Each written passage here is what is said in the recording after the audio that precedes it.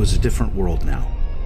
Technology had finally advanced enough to require new questions to be asked about how far society should allow it to influence, let alone determine, its agenda and priorities.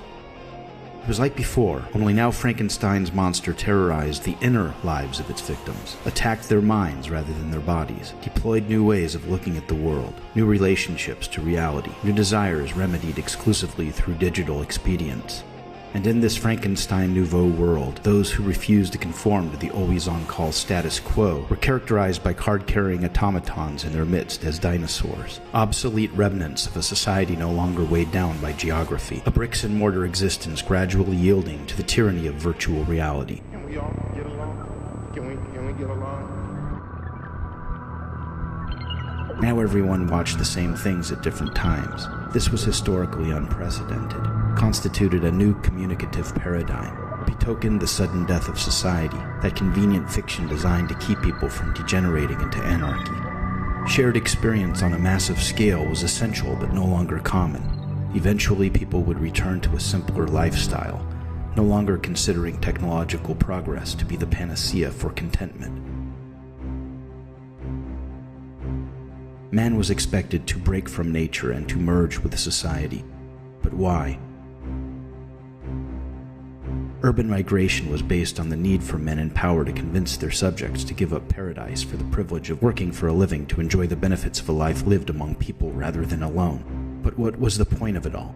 Nothing lasted, memories were illusions, others were as separate from him as celestial bodies despite the symbols they used to bridge the distances between them. And since it was only through solitude that one could commune, he was alone and yet he wasn't. There was also nature.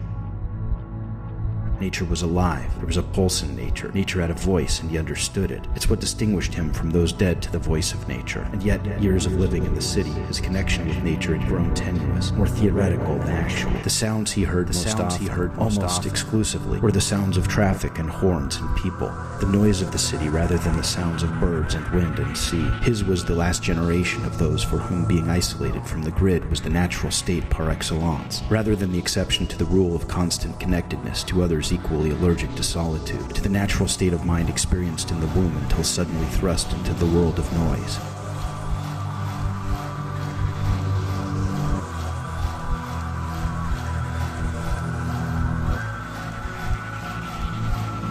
This constant interruptibility of those within the dominant loop was what distinguished them most conspicuously from those outside of it.